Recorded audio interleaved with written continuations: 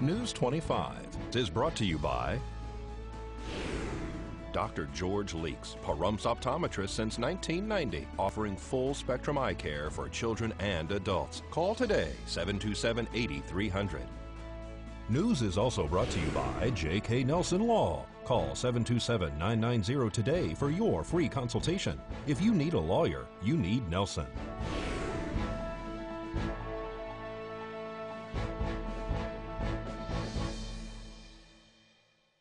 Tonight, we catch up with your Assemblyman Gregory Hafen, and 2 people are arrested following a high-speed pursuit.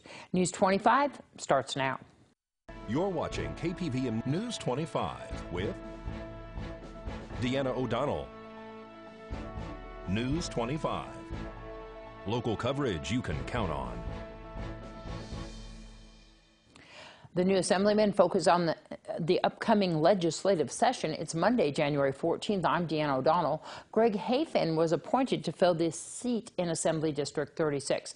Hafen has lots of plans and has been spending countless hours listening to what matters most to his constituents. We spoke to the Assemblyman prior to the new session being called to order in Carson City.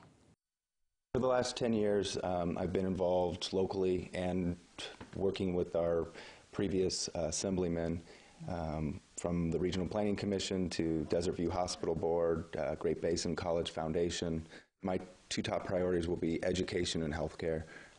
I think that we have a big need and an opportunity to try and improve our current systems and hopefully make Nevada better. I'm willing to work with anyone and everyone that has solutions. I've been meeting with teachers, counselors, interested organizations like the Nye County Coalition to try and get different ideas from different groups to try and see where the problems lie and where some of the solutions might be to help improve that. When it comes to health care, I see that there's a need for additional medical professions, and so I've proposed a bill for basically a repayment of student loan debt for medical professions, both doctors and hopefully mental health professionals.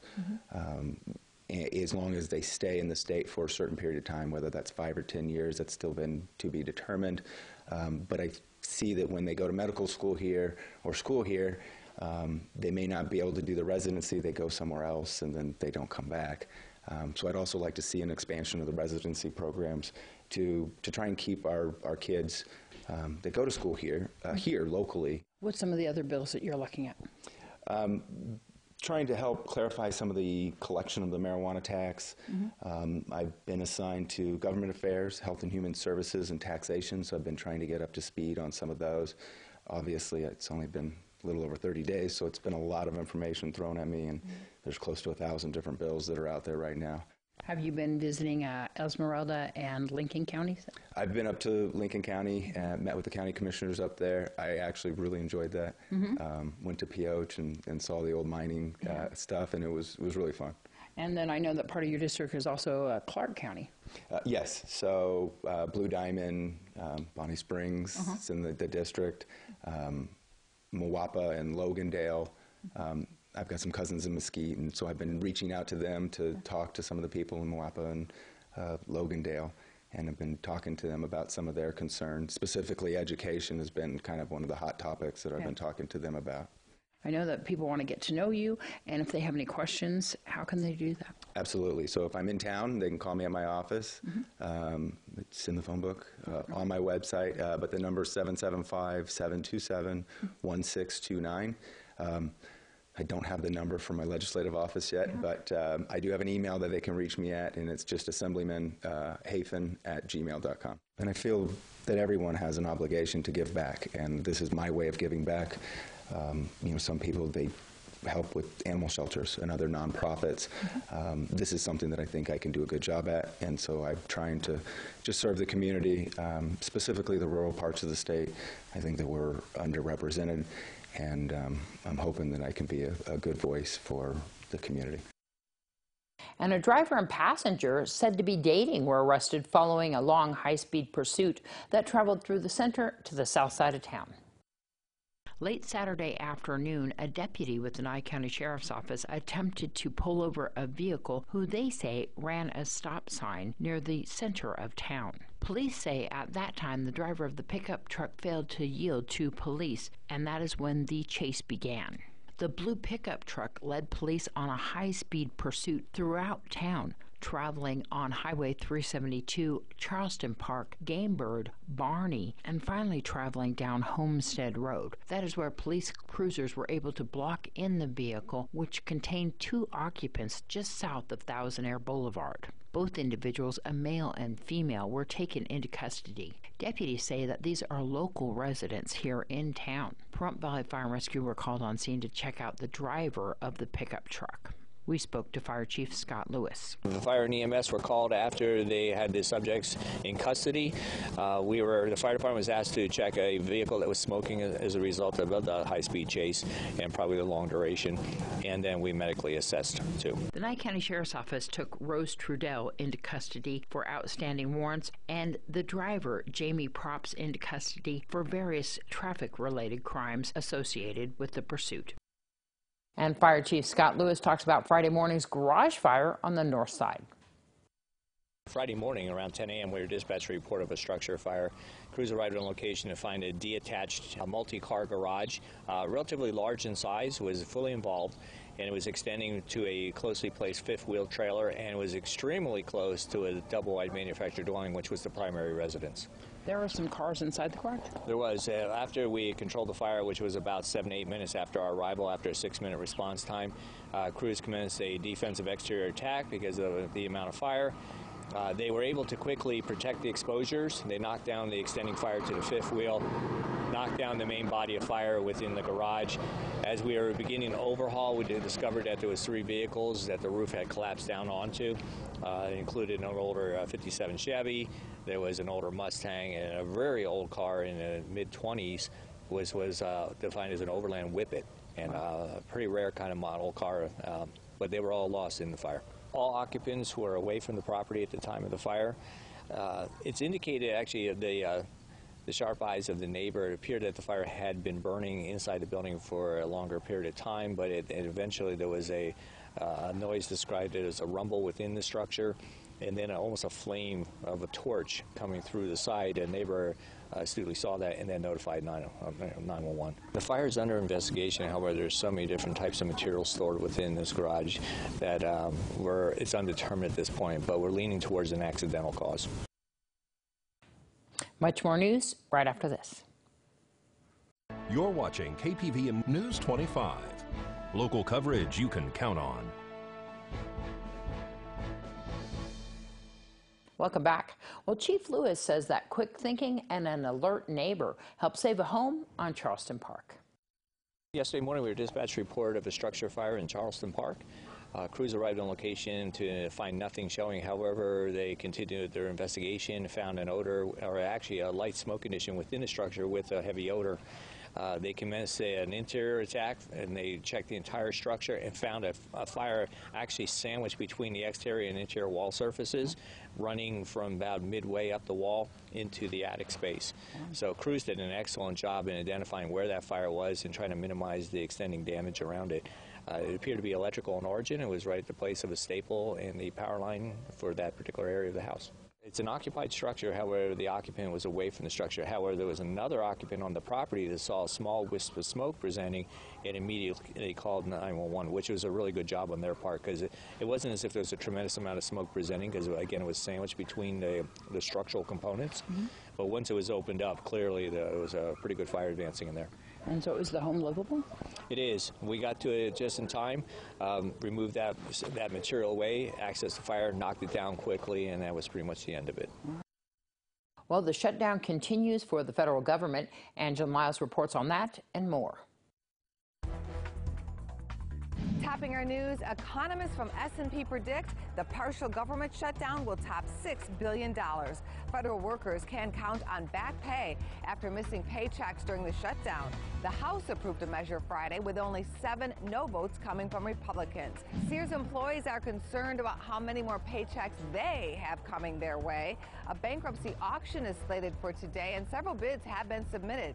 Sears chairman Eddie Lampert is trying to buy the retailer with a $5 billion bid to keep more than 400 stores operating.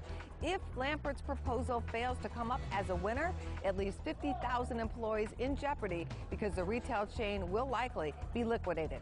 Checking the economy, consumer prices are down. The Consumer Price Index fell 0.1% last month. It's the first dip since March. The drop in gas prices helped hold down the amount of money Americans are spending. Thanks so much, Angela.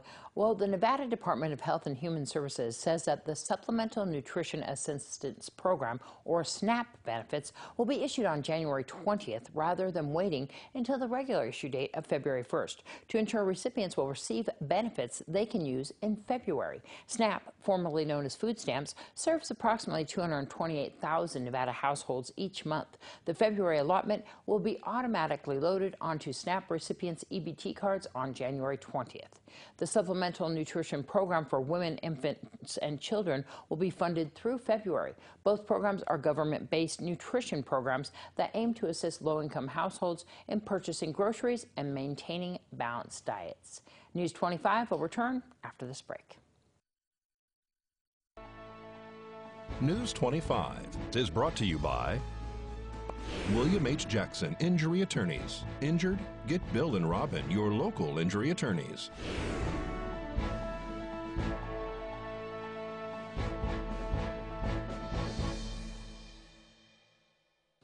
All right, if you would like to find out what services there are available here in Nye County or just ask questions, there's an opportunity happening this Wednesday. Nye County is presenting their 4th annual Social Services Fair happening this Wednesday, January 16th from 9 a.m. until 2 p.m. at the Nye Communities Coalition at 1020 East Wilson Road. The public is invited to attend. There will be approximately 45 vendors available to ask questions and find out more about what they have to offer. The vendors provide services to our community ranging from counseling to welfare, supportive services, dental, medical, legal, and other county entities. Once again, that's this Wednesday, January 16th from 9 a.m. until 2 p.m. We'll see you there. And the annual Pahrump Awards were last week. The event is hosted by the Pahrump Valley Chamber of Commerce and was held at the Valley Communication Conference Center. The awards highlight the finest businesses in town and are voted on by the public. Tonight was the Pahrump Valley Awards that was started a year ago by the Chamber, just to recognize businesses in Pahrump and whether they're Chamber members or not. And these awards are great because they're voted on by the people of Pahrump, which makes it real interesting and fun. Bronze goes to Dr. Troy Schumacher. Silver, Dr. Stephen Andraki. And the gold, and I'm going to hold this one hostage, goes to Dr. Michael Reiner. Last year we had, I'm going to say an average 1,500 votes. This year it went up to over 9,000, so that's a great increase. We hope to see it increase every year. This is a great idea, and we're going to keep it going. There's all sorts of categories that you had here, winning awards tonight: attorneys, restaurants, real estate office, contractors, everything you could possibly think of. Can the general public vote? Yes, it's all general public that votes for these awards. This year we saw a lot of businesses actually having flyers out in their lobby asking people to vote for them. So it's the people that vote. It's nobody else. We don't pick them, nothing. It's the people that vote. We're happy to be here with Patty Diamond at Fran's Consignment, and on behalf of the Chamber and the people of Pahrump and the best of Pahrump, we would like to honor you. The voters have decided that you were one of the best thrift consignment store in Pahrump. We're at Saida Trudeau and like to congratulate Jesse and the team for being nominated and won one of the best vehicle sales and service organizations in Pahrump. And we'd like to congratulate Rana, Jenny, and the team here at Holiday Inn Express for winning in the best of Pahrump for lodging in Pahrump. I got to hang out with Doug and Bridget Duman and hand out those awards. It was so much fun. Well, there is a movement calling for more action when it comes to violence against Native American women. The numbers, officials say, are drastically underreported. In 2018 alone, more than 24 Native Americans living in Montana went missing.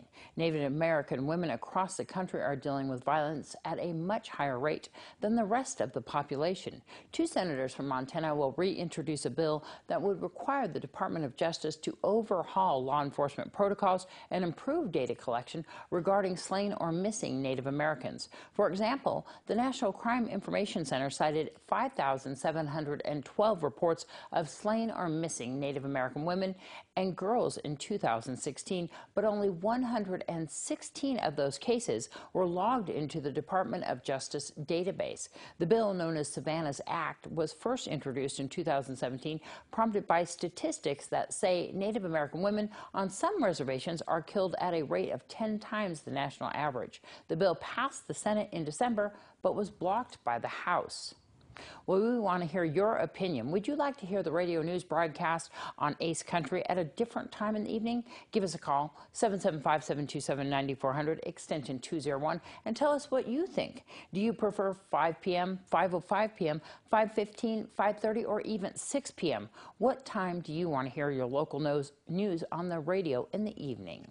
And let's take a look outside on our weather cam and see what our current conditions are. I know that we're looking at some extreme weather happening this evening into tomorrow morning. We'll find out about that and more after this break. You're watching KPVM News 25. Local coverage you can count on. Hello and welcome back to News 25. I'm Michael Donahue with today's highs.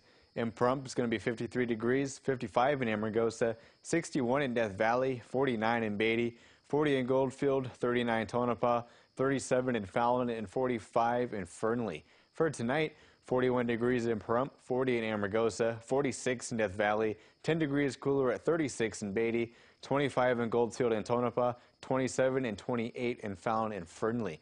For tonight in Pahrump, we have an 80% chance of rain, a low of 41 degrees, our average is 32. Sunset at 4:51 p.m. Winds out of the south-southeast at 7 miles per hour with 10-mile-per-hour gusts. For tomorrow, we're expecting cloudy skies with a 20% chance of rain. Our high is 53, a low of 44. UV index at 1. Sunrise at 6:54 a.m. Winds out of the south at 7 miles per hour with 12-mile-per-hour gusts. Looking ahead to our 7-day, we're expecting cloudy skies all throughout Friday with a 20% chance on Tuesday and Wednesday and an 80% chance on Thursday. The sun's going to come back on Friday and Saturday, and then those clouds are going to make a U-turn and head right back over for Sunday and Monday. Temperature-wise, we're looking at a lot of 50-degree temperatures in our highs. We're going to kick off Tuesday through Thursday, just between 53 and 55 degrees, and we're going to jump up to 58 starting on Friday and then climb back down to 56 by next Monday. For overnight temperatures, we're seeing a little bit of a roller coaster. We're going to just be between 42 and 48 Tuesday through Thursday, and then we're going to jump down to 37 Friday and Saturday, up to 39 on Sunday, and down to 36 by next Monday. So with that, we're going to throw it back to the desk with Deanna. Thanks so much, Michael. And we do want to warn everybody that this evening until tomorrow morning at 7 a.m. from 4 p.m. tonight, they are saying that there's going to be snow up above 55,000 feet, which means that there will be 6 to 14 inches, and that's 5,500 feet. There will be 6 to 14 inches of snow, and above 9,000 feet, 1 to 2 feet of snow, and that is going to be affecting the Spring Mountain and Sheep Range mountain range, and so that will be up there in Mountain Springs right off of Highway 160. There will be snow up there, so you need to definitely drive carefully. And if you would like to find out more about road closures or what is happening on the roadway, you can go to the Nevada Highway Patrol's website and look for road closures or current conditions, or you can even call 511 on your cell phone to find out any current conditions. Of course, the Pahrump Road Report here on Facebook gives current conditions, and there's a lot of people that show current photos of what's going on in the roadway, so that is definitely a source as well. Please drive safely, and we'll see you back here tomorrow night. I'm Deanna O'Donnell from all of us here at KPVM TV and Ace Country Radio. Have a great night.